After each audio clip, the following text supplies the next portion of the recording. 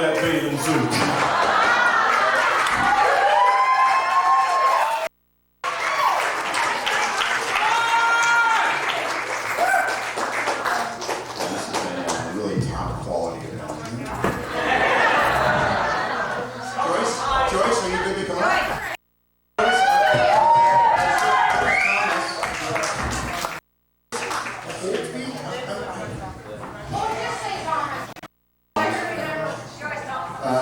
You're all familiar with the television Fear Factor? Or we know the program Fear Factor? The Canadian edition of Fear Factor? So the Canadian edition of Fear Factor, in Fear Factor, you do things that are really hard to do, and you sort of ask, So Canadian Fear Factor, you're asked to go to a restaurant, order a meal, and over and says, how is everything? You have to say, it's not okay. Oh, I'm out. Joyce. Anybody got it? All right, one guy got it.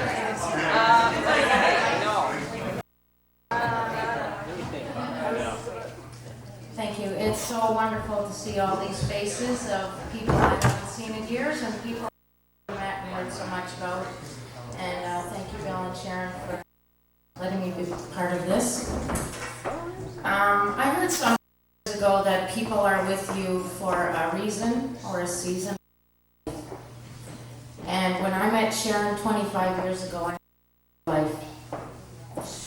Sharon has lived her 50 years. And I admire her for that. She never stops learning and growing, and her talents are endless. No matter where she has lived in the world, she's always managed to make a loving home. I respect her for her 50 years of loyalty and dedication to her and her commitment to her husband and children. She loves to entertain, and her greatest gift is making warm and welcome and special. She does it naturally, and she makes it seem effortless. Life may have taken us in different directions, but it remains unbroken, and you will forever be my soul. This is your year, and how appropriate you chose to color it gold. You have a golden voice, a glowing smile, and a heart of pure gold, and you are truly a shining star in all of our lives. You and I am honored to be a part of this special celebration. My wish for you is from the lines of a song we sing together with you and your sisters. May you build a ladder to the stars and climb on every rung, and may you stay forever young.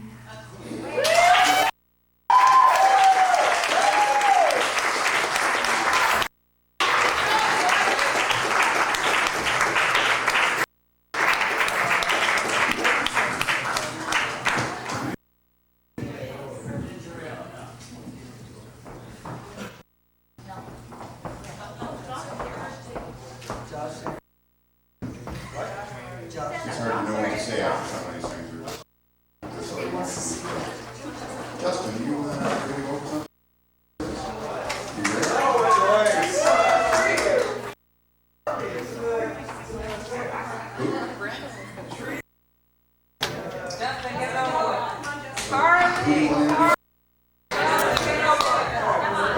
Tracy's not speaking.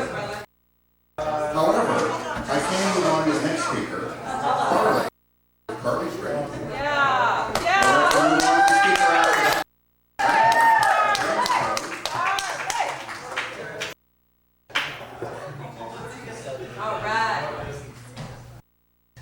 I'm just kind of excited to be here. He's from New York City, I have this fear that if I went to New York City with three guys,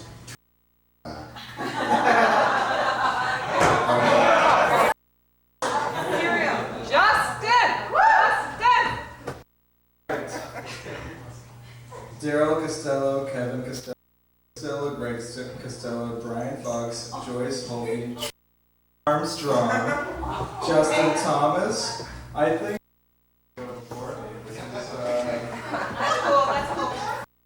I was preparing a speech to conclude a speech from the people from Toronto. And I just flew in from New York. I got in like at this morning and I thought, how am I going to compete with people from Toronto? They're so like sophisticated. I don't understand. The most sophisticated, interesting people in the world, Toronto people? Anyway.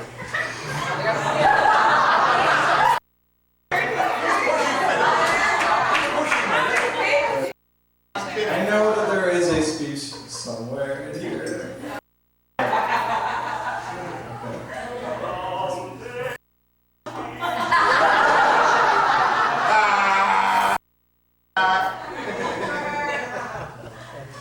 Marriage, prostitution. Oh shit, that's what I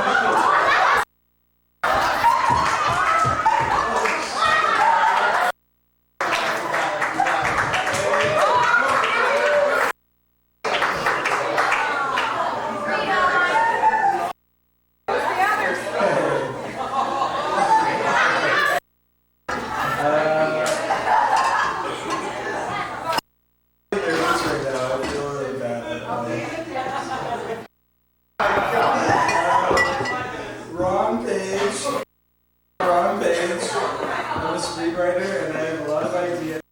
Some of them are unconventional. So I went to the bathroom downstairs. It's really disgusting. There is a reason that sign is down. I mean, you're not supposed to. I mean, is there a reason I've been such an uncivilized? Part of your prepared remarks. This is God. Alright.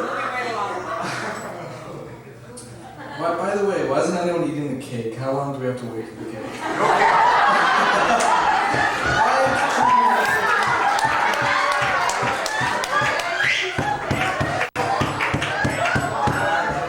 Ladies and gentlemen, Justin.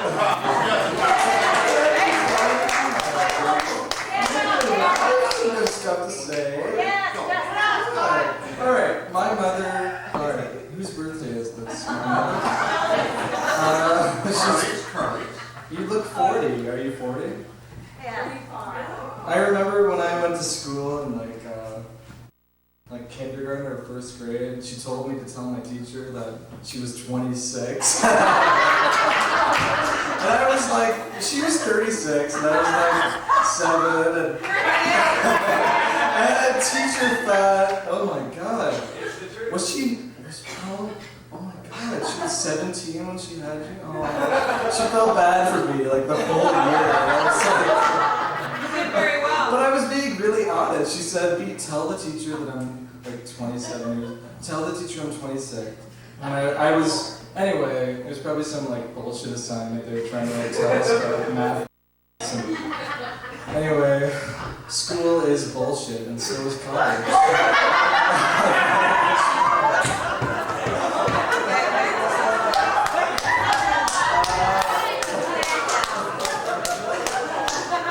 It's all about who you know and your ideas. Mommy is an inspiration in my life. We share close genetics, obviously. And her songwriting makes me cry as hard as screenwriting makes me laugh. And there's a reason for that. I think that we share very close genetics, and I think that her creative spirit has lived on in her children. And there is really something to evolution, I think. I think we're all evolving and being, by the way, it's her birthday, I think. And I want to thank her. Worship the Sharon, okay? Can we all just kneel down and like Sharon?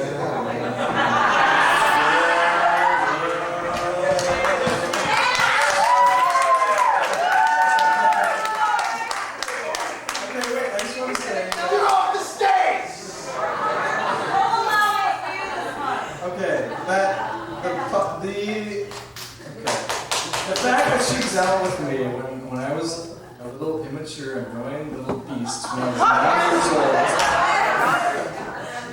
Thank you, Mom, for living through that horror, bestial stage of my evolutionary development. I just can't believe that she could deal with me. I was a terrible person. I think I'm still a terrible person. I think we're all terrible people.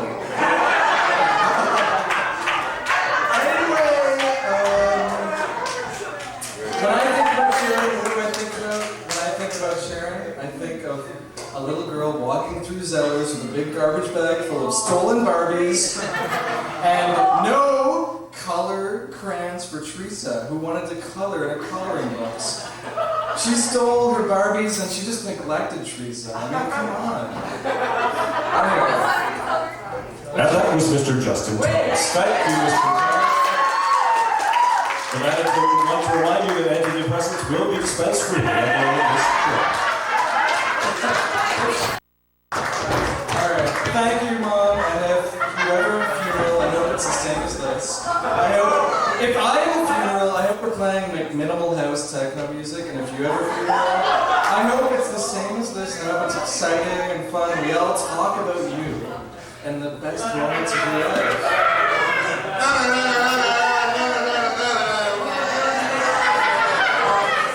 Can I say something socially unconventional?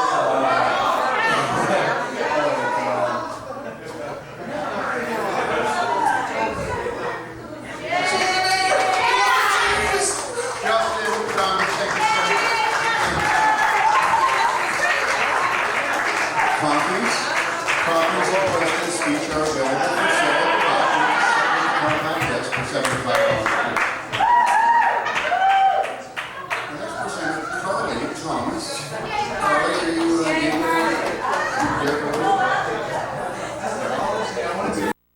I just wanted to interpret a dance of Sagittarius. starting after the show? So listen, Carly is our next presenter, and as we're getting later in the evening, my notes are getting harder to read. They're well written, they're as good as the earlier parts of the reading. But every time I've ever heard Carly's name, it's always followed with, I love her, or I love you, Carly. Each time your name appears, the word love is never far from it. I walked out here tonight, and behind me, Carly was behind me, and I heard someone say behind her, Carly, I love you. And it just seems, for me, the word Carly and love are synonymous. Absolutely. Carly Thomas.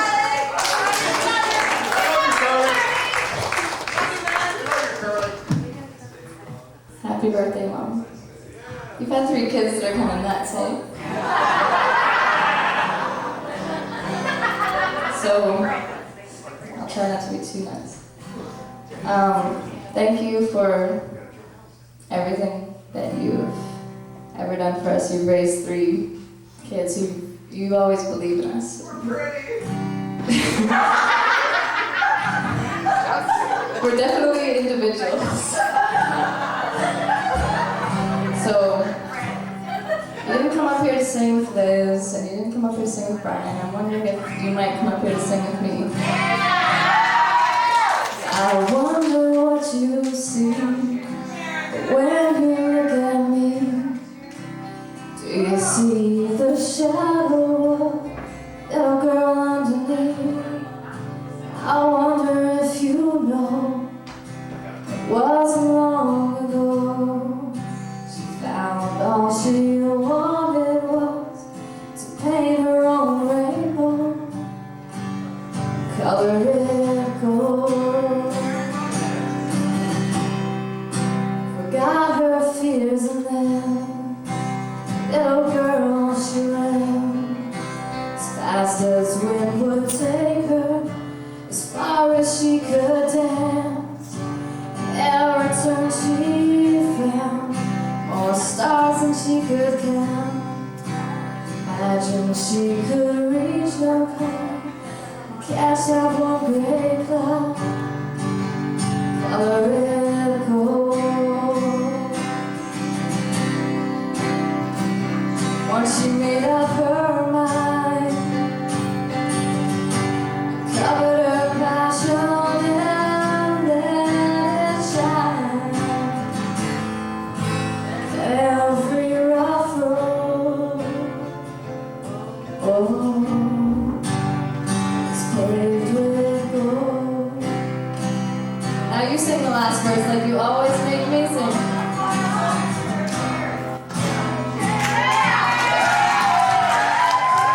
So the story goes to the hearts of those who ever dreamed that they would find a treasure of their own. It's hidden in your soul. Set the world aglow. Paint your life in shades of light and colors bright and bold. Color it gold. Once you made up your mind, uncover your passion, just let it shine. And every rough road is paved with gold. I wonder what you see when you look at me. Do you see the shadow of a little girl underneath? I wonder if you know it was long ago. She found all she wanted was to paint her own rainbow and color it gold.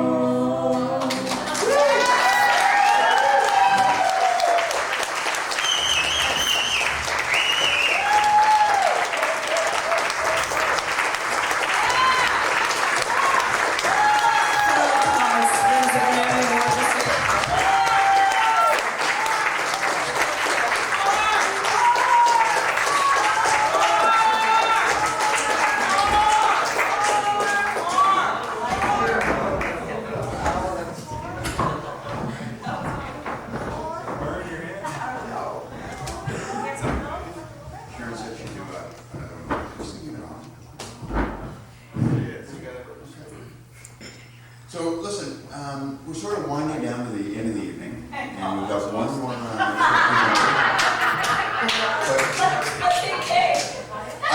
and it was suggested earlier, and I guess a lot of you have done it, and I invite you to specifically turn your chairs so that you are fully facing the stage, so that you don't have to turn your chairs around or anything. Because following this next presenter, who is an exceptional presenter, and from someone that I love, following his presentation, we'll have a slideshow that will allow you to sort of relax, hold the hand of your partner, and be calm before Sharon speaks.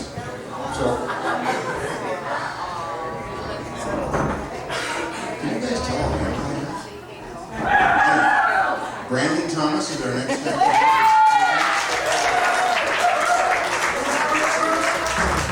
I sort of messed around a little bit with Brandon this past summer, so he's getting physical and he's getting bigger and stuff like that.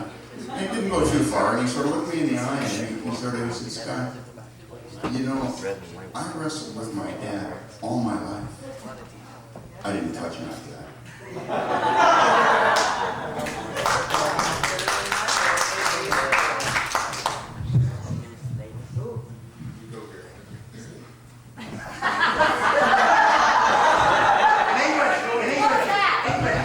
First of all, Mom, can you please make it a first priority when you get back to New York to take Justin to a psychiatrist?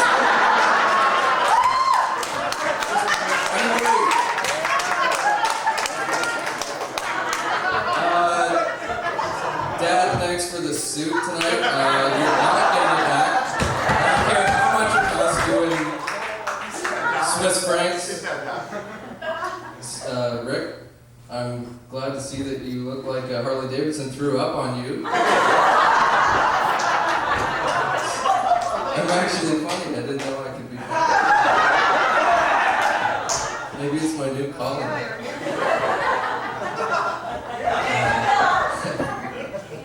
I'm rich, bitch! Oh, Brandon! No, I'm not. Forget about it. Okay, I'll get serious now. Because I would like to say that I believe it's easy for a parent to be a parent. It's much more difficult to find a parent who is a friend above all other things.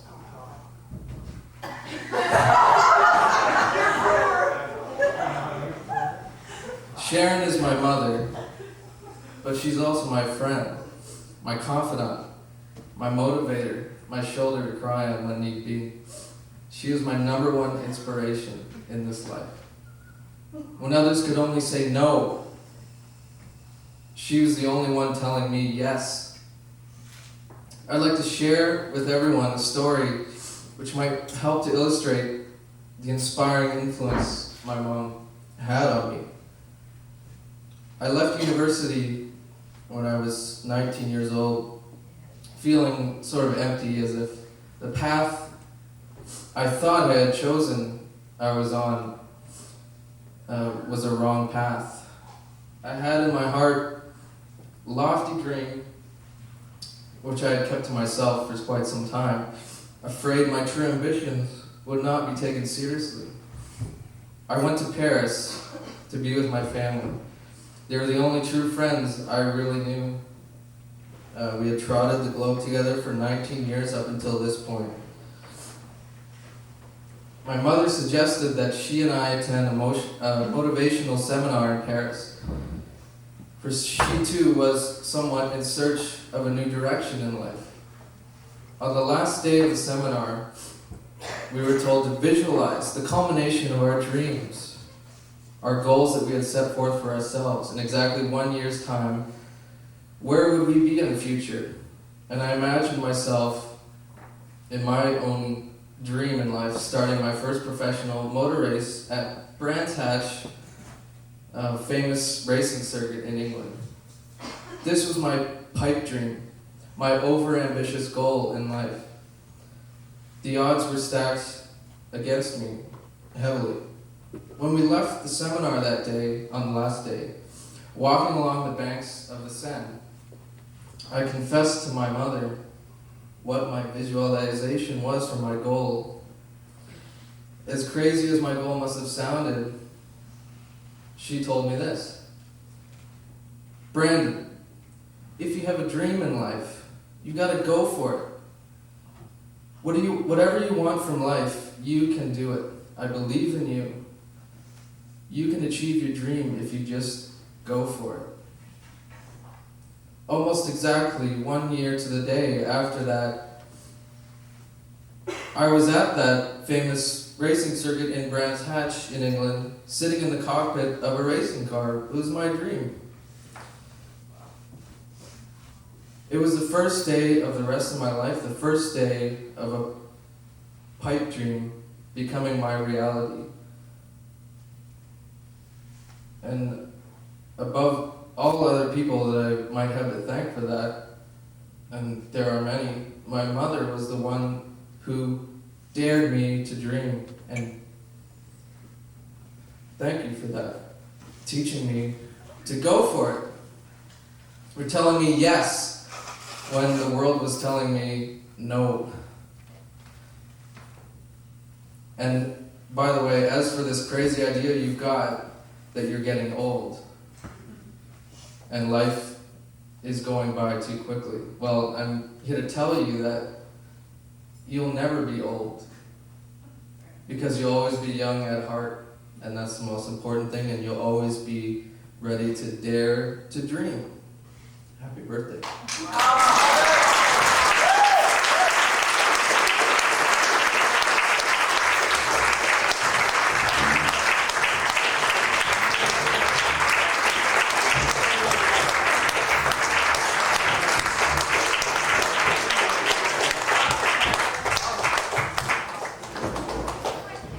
That's an exceptional expression on your part, Brandon. Well done. So, at this what's remaining is a presentation that Ellie Fox has prepared, but before I turn the stage over to Ellie and her presentation, again, I want to invite each of you to be very comfortable where you're sitting. In a few minutes, I'll actually go down a little bit and we'll sit back to a quiet slideshow. And when I'm comfortable, it's been a pleasure being here.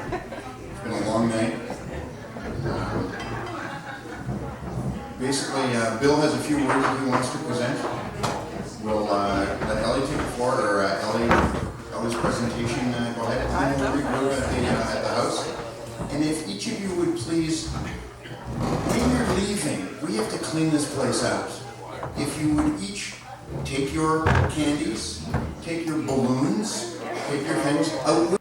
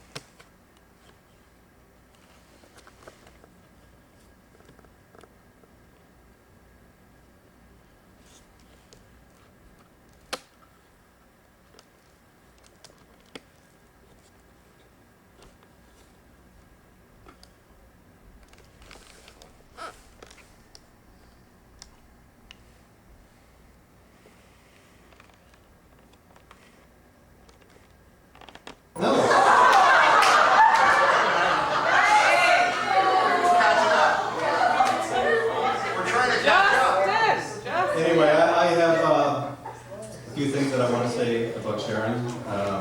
Some serious, some fun. But there's a slideshow coming up that I hope you all appreciate, because I had a little preview earlier this afternoon. If my life was to flash before my eyes, think about what you're going to see in the next few minutes, because it's a great flash, believe me. You're not dead yet. It's a great flash. I think one of the things that made Sharon and I, the perfect match is the left brain, right brain theory. And Sharon is clearly the right brain and I am the left brain of the relationship.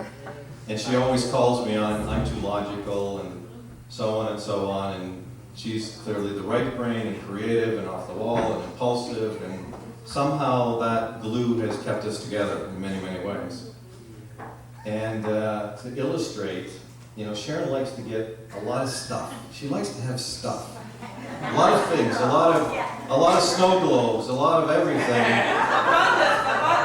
And Barbie dolls, and you go to the third floor of the house in Bayfield, there's all kinds of stuff there.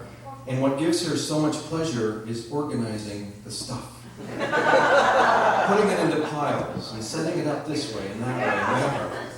And all the stuff is really organized, and then 3 weeks later it's got to be reorganized. And she gets so much satisfaction out of reorganizing all the stuff.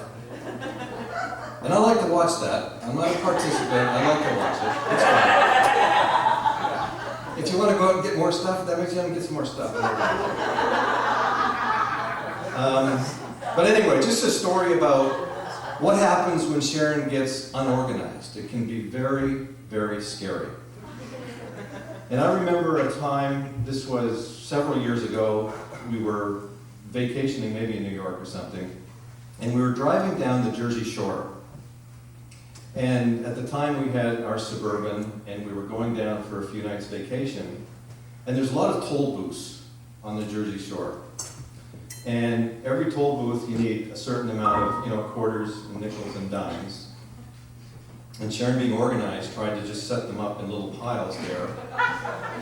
And when we came to the toll booth, you open the window and you take your pile and you put it in and it goes green and you drive through. Yeah, the right pile. But this was the wrong pile she grabbed. She wasn't really organized, and she got a pile of dimes instead of a pile of quarters, and it didn't work. and there's all these cars starting to line up behind us, honking, and these are New Yorkers trying to get out of the city for vacation on a weekend. And it was like, it was really, really embarrassing. And I said, just drive through, just go, don't worry about it, just drive through. And she couldn't drive through because that wouldn't be an organized thing to do, or legal. And she's very legal. So anyway, you know, the thing is, I was supposed to be in charge of the piles of the coins, and I really screwed up, and I got disorganized. And she got so mad because people were honking, like there was 10 cars behind us, and they were all honking, and she wouldn't go through. She had to get it right. And I'm sure it took 20 minutes. And I think the police were on their way because we were holding up New York traffic to New Jersey. Anyway, we finally got through, and we're driving to the next toll gate. And Sharon's going through her purse, she's going through all compartments in the Suburban, and she's got piles of coins. And she's just like driving and finding them and piling them up and piling them up and piling them up. And we had a pile of coins this big because there's no way that this was going to happen again on this trip. And she was so upset because I didn't organize the coins right the first time. We get to the second toll booth, the window goes down, and she grabs it, she just goes, ah! And just starts throwing money at the gate. And they're bouncing everywhere. I mean, it was just incredible. And for some reason, the right number of coins didn't go in, and the gate didn't go up again. I have never seen someone so unorganized and flustered and embarrassed as I was that day. Yes, it was terrible. Anyway. But anyway, organizing and sorting and reorganizing is like perfect for you. Another story about being a good mother, and this goes back to the Glebe, I guess. No, earlier than the Glebe, in Toronto when Brandon was born. Sharon was so concerned that Brandon's ears were just sticking out a bit too much. Just a bit too much. I came home from work one day, and I'm looking at Brandon running around with his ears taped back.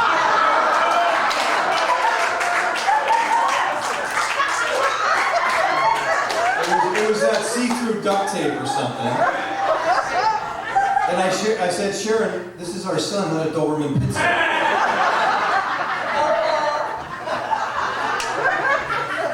Anyway.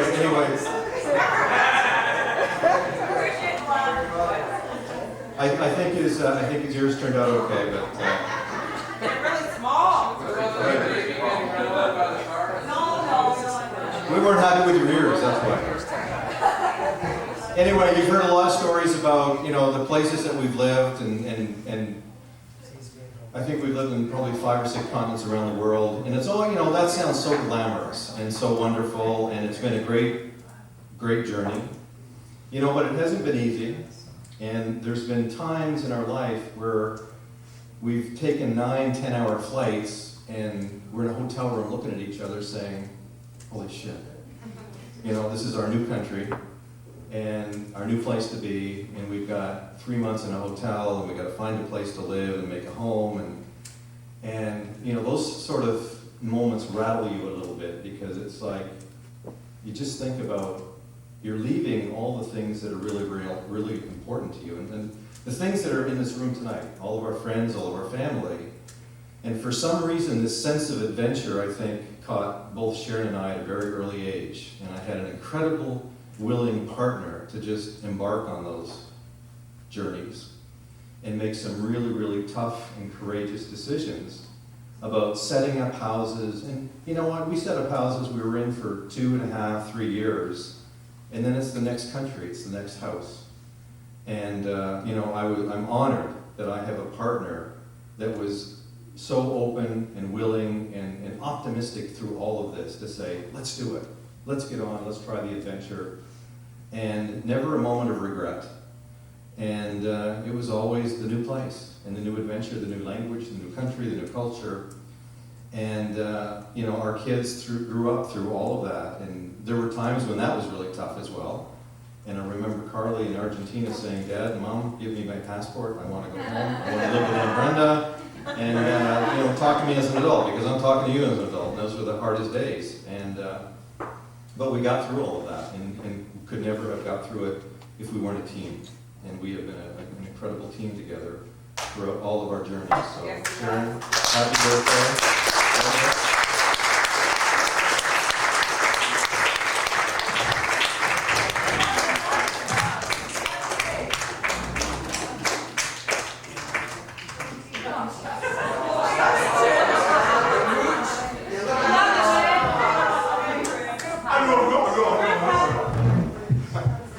Oh, I didn't realize this was a wireless microphone.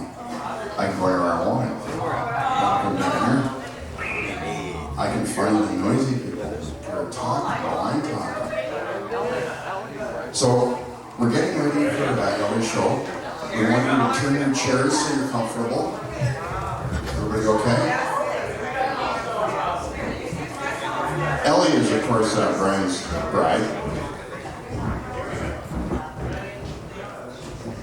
And I have, well, I guess we've sort of heard a lot about some long-felt ones tonight, haven't we? No? You wanna? So let me turn this over to Ellie Fox and her show.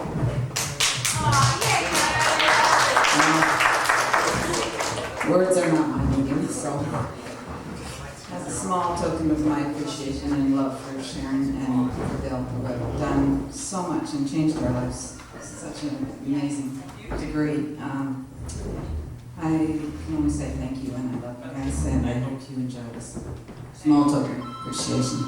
I'll get that. Your cell phone is that. I'll take that. I'll take that. Here, give me that. Who is it? Who is it? Come on. Who is it?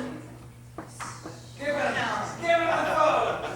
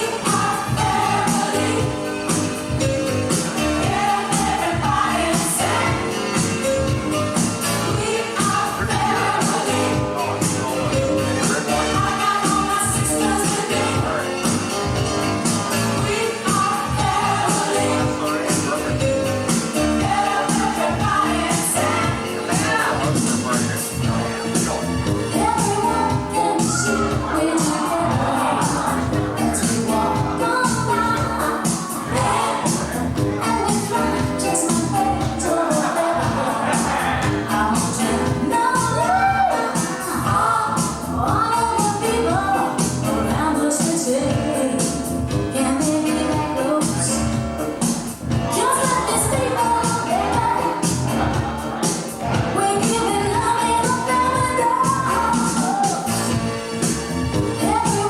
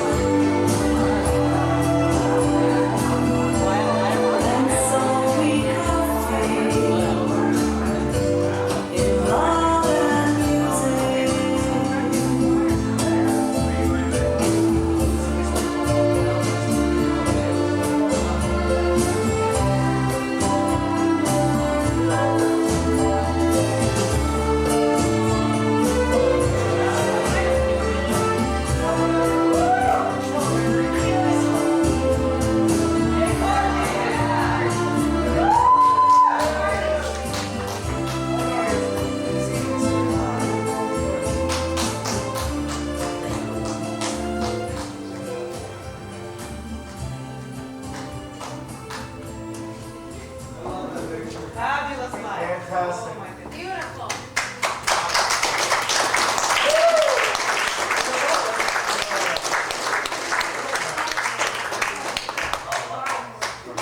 It's 50 years, you guys.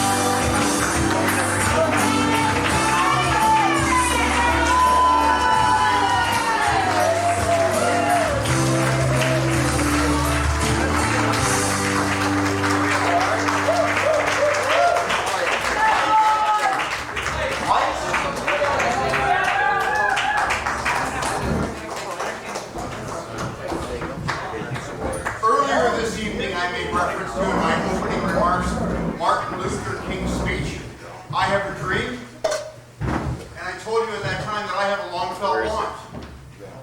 And tonight we've shared and listened to and spoken, and hopefully spoken at our tables about some of our dreams, some of our lustings, some of our longings.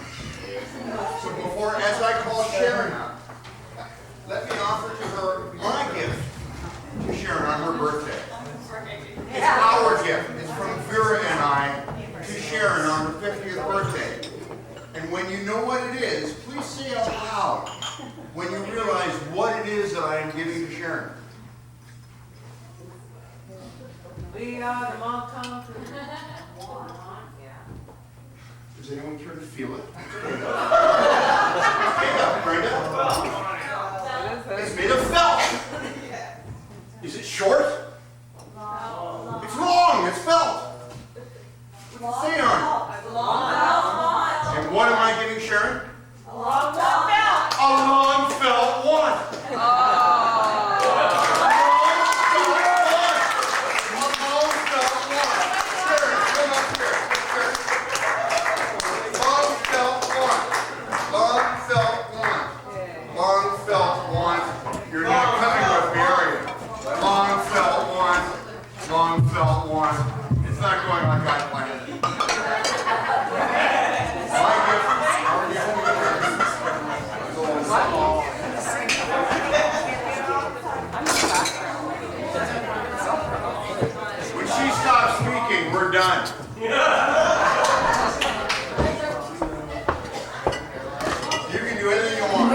cake? Well, oh, cake. Okay, we're gonna eat cake. And I'm gonna eat as brief as possible, but I need to tell you how much I appreciate everybody being here tonight. I'm not very good at, I love the expression that everybody had tonight, but I'm not very good at receiving it because it's all too much for me. And because I appreciate you so much, who you are. I don't know, it's just my nature.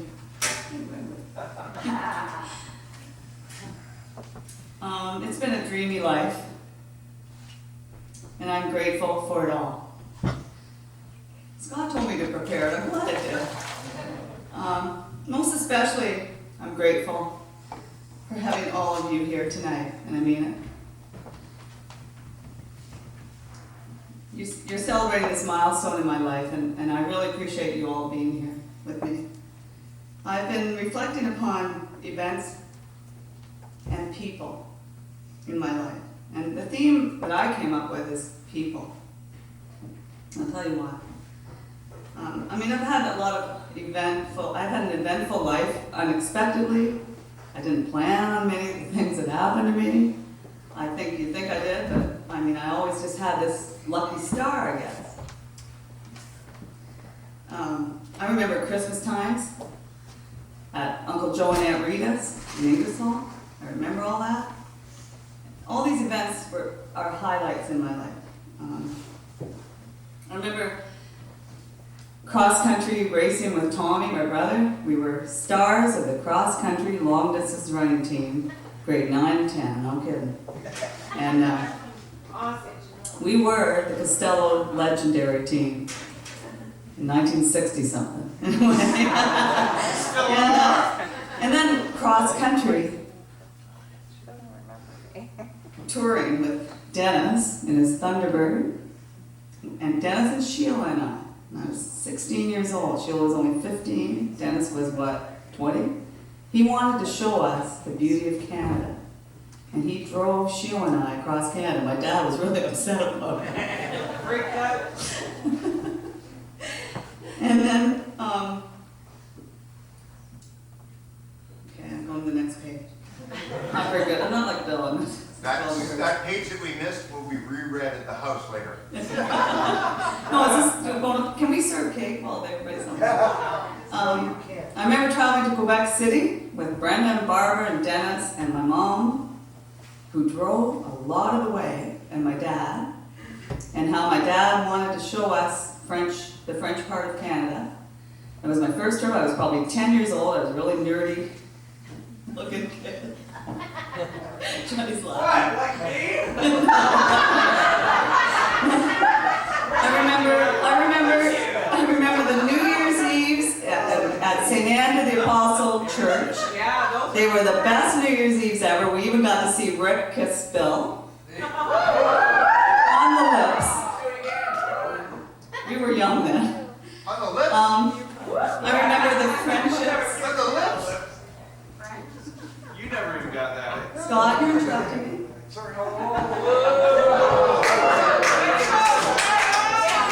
I remember the friendships, which are indispensable in my life, with my friends at American Airlines in Toronto. These friends helped me grow beyond who I was, and I really mean that. They showed me a kinship, and actually I became part of a family when I needed it most in my life, after my father died. My friends, they're still with me. It's 4 wonderful women. And where's Yvette and where's Suze? And I remember working for American Airlines, I could take my family on trips, and I took my mom to Hawaii. Bill and I took her there, and I took my mom on my own, my first class on American Airlines for $25. My mom and I sipping champagne at 10 in the morning. I'm just a poor girl from the projects. And I was with my mother. And we're sitting in these great big glamorous leather chairs. And I was like 21 years old, 20. Mom goes, Sharon, what the hell's going on here? We're on this luxury jet, which American luxury jets. Luxury liner. That's it. anyway, the pleasure of taking my mother to Los Angeles and, you know, having that opportunity to do that for my mom, who gave so much to all of us. It's a pretty smooth flight, eh, Mom? Am I boring you? Okay. Okay, and then I remember another highlight. The major highlight is marriage to the man who I not only love deeply, but I respect and admire, and I hold him on a pedestal. Bill. He's given me so much. I remember taking Brandon to Bangkok to live, and Carly was right here, right next to my heart, and giving birth to Carly in Bangkok, and how my family became closer because of that. And, I don't know, just us being away from everybody. I remember coming back to Canada and bringing Carly when she was 6 months old. No one had seen her except Elizabeth, because she had flown to Bangkok. And I remember Grandma Thomas, your grandma, holding you, and just tears in her eyes and just looking at you with adoration. And it was a brilliant moment that day on the tarmac when you guys were all there. It was amazing. These are all highlights. Sorry. I need to say these things. Anybody got any glasses? Brenda, can I have I'm too long. 5 minutes. Your time. No, seriously. Here we go. Oh, that's a lot better. Tell us when you make the break point. Living in 4 continents: North America, South America, Asia, and Europe. Leading the folk choir, that was a major turning point in my life as a 16-year-old girl who didn't really believe in herself, and the choir actually elected me to lead them, and I said, what the hell's going on? I didn't say it like that. No, Mary will tell that. 8-year-old. Okay. Collaborating with the multi-talented Brian Fox in the recording studio, on two different projects. It was an amazing experience. Learning from him and the other musicians. Wow, what a highlight.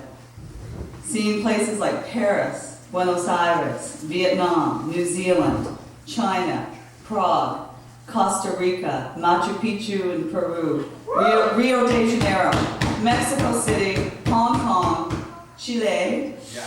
I was there in Chile. Yeah. Elizabeth, you remember this? Yell out when you've been there. Yeah, Italy, Switzerland, Norway, Budapest, Bolivia. Justin was sick on that trip. Just me and Jenny went on that. And discovering all the beauty in Canada. Across Canada, East and West. Being privileged to live in Bayfield, Canada, and in New York City, the center of the universe. How lucky can you get? I remember another highlight, more highlights, movie making with Madonna, Tom Hanks, and Rosie O'Donnell. Carly and I went as extras on the movie A League of Their Own in Evansville, Indiana. Meeting and kissing on the cheek Jimmy Carter and shaking hands with Rosalind Carter. Jaw-dropping glance at Andy Garcia. Carly was there. Regis Philbin shaking my hand and saying, "Don't I know you?" I don't know. Really, I tell you. Henry Winkler and John Ritter, Brenda was there to meet them, and they signed their autographs. Martin Short, having a conversation with Justin with him. Just these famous people who are really famous people, but they're just people, like you and me, and just the privilege of knowing that we had what David Letterman. Witnessing speeches by Bill Clinton and Lance Armstrong with Brandon and Bill, in person, up close and personal. Phil Donahue. Very inspiring. Donahue show. Yeah. Meeting Phil Donahue, actually, he greets you after the show. Bill and I went. When Bill had a beer. I'm boring. No, she won't invite me. But anyway, the concerts we witnessed. And that I feel have made an impression on my life. The Rolling Stones.